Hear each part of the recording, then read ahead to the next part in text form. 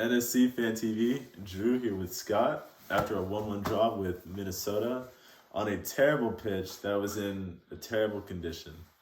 Yeah, that pitch was a mess. That pitch was a swimming pool, especially in front of their goal, man. Like Muhktar got the ball, took a shot at the goal, and then needed to put on like goggles and like a little scuba kit to be in snorkel. Yeah, got through.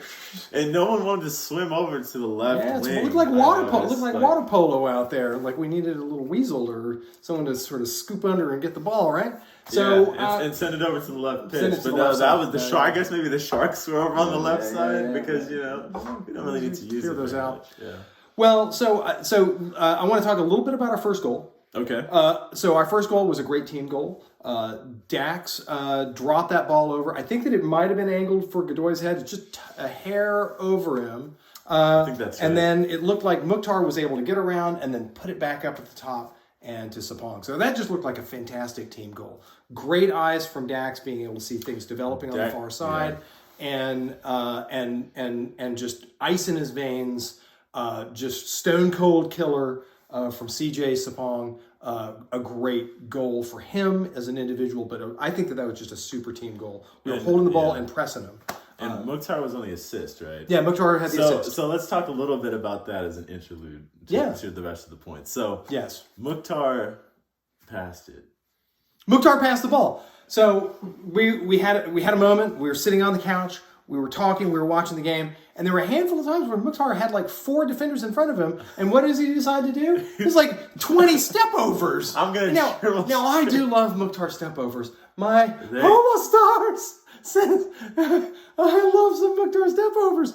But like that's like the time whenever you ate chocolate for Halloween. Like I like chocolate, but whenever you get the chocolate for Halloween, and then you get to like your 6th Snickers bar, and it starts tasting like it just tastes like wax. That's how I felt about Muhktar stepovers. It's like, oh, he's doing Why is he doing stepovers? So why are we doing this? You're dribbling at like 4 defenders. You've got men on your left and right flank, and you're sitting there like step. So maybe it was a case where just looking for a little spot to be able to get it between, and then it's just a dinker. But there were a handful of times where I got frustrated. Yeah, there were many times where there weren't dinkers, and there was too many people closing in on him, and nothing happened because of it. Yeah. Well, so anyway, good team goal. Yeah, that was a good team goal. First goal. I want to talk also about the fact that I think that Davis made a great difference with our defense. That first half, he and McCarty were sort of switching off with that sort of shielder midfield role. And they were kind of coming back and sort of. What was happening was that the defense would slow folks up, and then they would just come up and pick pockets. Yeah. And so that happened to Reynoso like 6 times. It's like Godoy picked his pocket, Davis picked his... Godoy was picking pockets, I have to admit. Davis picked his pocket and got the yellow, and so that was a little irritating. But there were just a lot of these moments where defense was slowing them up, and our sort of furthest back defensive midfielder was getting them. And again, it looked like we were kind of switching folks off in that spot. Yeah, but I think that it was a great addition. I think he's a great addition. Just love him as a player. And as I think Jamie pointed out, or maybe it was Tony during the commentary, it just shows too that we were able to sub in both those people and just have a ton of people for that 6 option. Yeah, it's great. It's great. We've effectively got 4 6s. Yeah, and that's great. Feels good. That's great.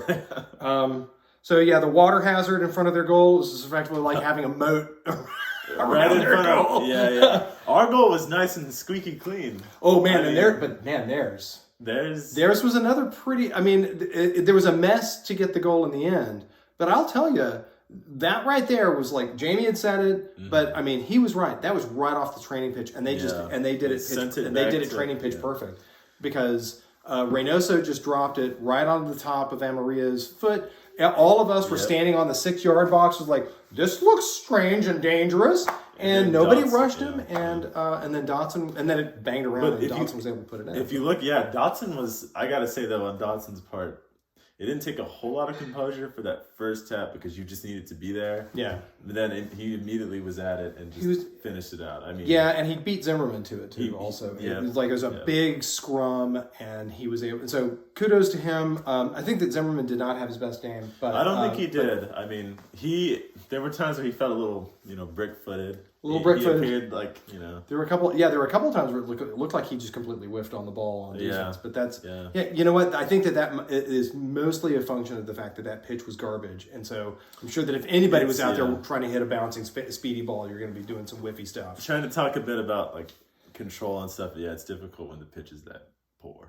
I mean, that's the kind of situation in the park where you just kind of pick the the goal was up and you move it over. It's like, let's play in the place where we haven't played in a while. Yeah, it hasn't been tilled up. Yeah, that's exactly. Yeah, it looked like a field. Yeah. I want to talk about the Muhktar penalty, or the penalty that should have been Muhtar's, or the in a close possible world there would have been a penalty for Muhtar. You mean when he got both of his heels? When he got both of his heels clipped whenever he's in the box, because that's, I think, the way that penalties get given is that you get fouled in the box and someone clips you from behind. If you're somewhat of a Neymar type of player though, then that tends to get all of your cries ignored. So you don't think that he's getting the benefit of the doubt here? You think that his flopping has made it so that he is not in a spot to be I able think to there's a Neymar effect going on where when a player goes down too easily, then even legitimate cases of I hope that doesn't happen with him, because that makes him also a target for some harder fouls. Yeah, because you can get away with it when he's just falling down off of. And he is a slight guy, so that concerns me. If that narrative about him is true,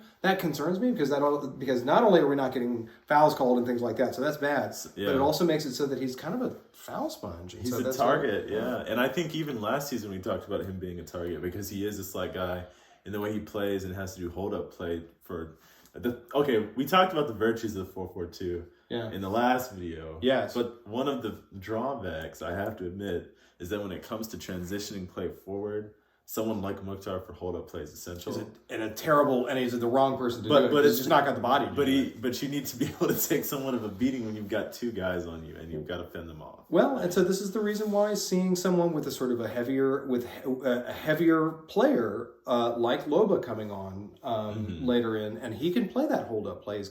Presumably he's lower. He's a lower fella. He's got more muscle on his frame. He should be able to play that role. We did do some back passing tonight, so it's all back pass from him, and it's all foul from him. So that's contributing. We saw back passes from Bunbury too. Yeah, so Bunbury put in some hustle moments. By the way, again, Moyle with the hustle. He's a hustle dog, man. Number 19. Number 19. I mean, that is just some running. Talking about when he gets it on his left, though, he's not the greatest. But as long as it's on his right, then he has a chance. I think his left foot is for standing on. I think that's standing and running on. I think that's what that fits for. I need a player with Moyle's right, Lovett's left, and the 19 hustle. And 19 hustle, man. And the 19 hustle. The 19 hustle. Because if you had that, dude, he is a charming hustle if I ever saw one. So there was one other thing I want to talk about, which was the sort of the weird little tiff at about the 80th minute between Godoy and Miller. I think that one thing about Godoy is that, I think that frustration is a frustration from the holdover with the fact that every time if he was on the right and he was like, oh, look at all this open space, he could always count on Alistair Johnston. Johnston's like, I'm already ahead of you, man. He'd already be covering the space. He's already there. Johnston, And so, I think that, again, this part of this is a sort of a wind-up time. But I think that, on the one hand, it's like, look, that's a kind of a bit of leadership. On the other hand, it's a bit of sort of short-temperedness.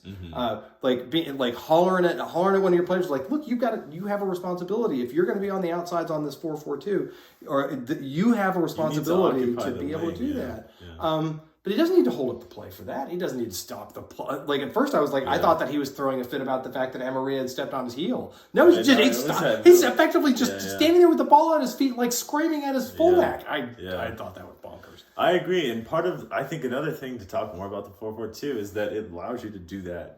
Yeah. But instead, we kind of did the weird part where we ignore certain parts. Yeah. Well, and Lovitz is capable of running that outside, and he does it well. Miller's a little bit more of a conservative player, and maybe it's because of the fact that he doesn't have the speed. I don't know, but he didn't do it. And he certainly doesn't look fast when he runs. He doesn't look fast. Yeah. Okay. Speaking of people who don't look fast when they run, can we explain how our good friend couldn't make it back to stop the corner?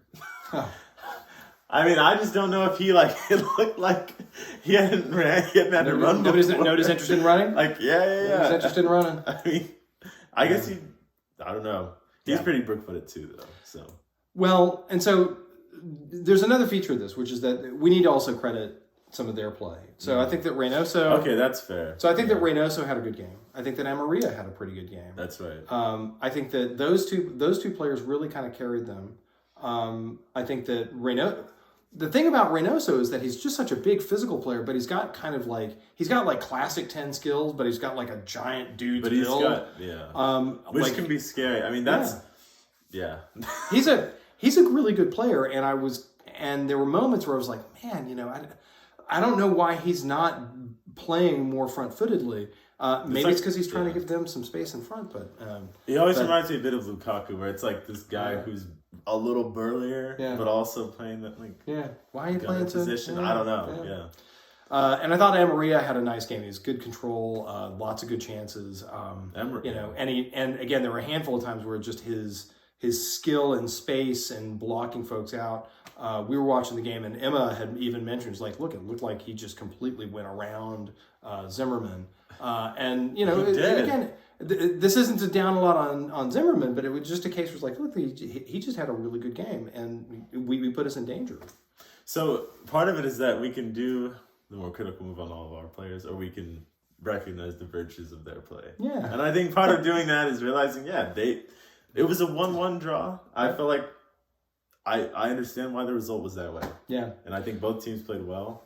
I think that it was. I thought it was a really exciting game until the break, and then the break came. And we looked like garbage. And that's why we deserved the 1-1 draw. Exactly because I think that if we continued the 20 minutes, if we had played 20 more minutes, I think that we might have won that game. I think if there was no break, then I think at the level we were playing, I thought that we might have won. But like we came back and we were completely flat. They were playing for the 3, and we were hanging on, and there were chances that we had.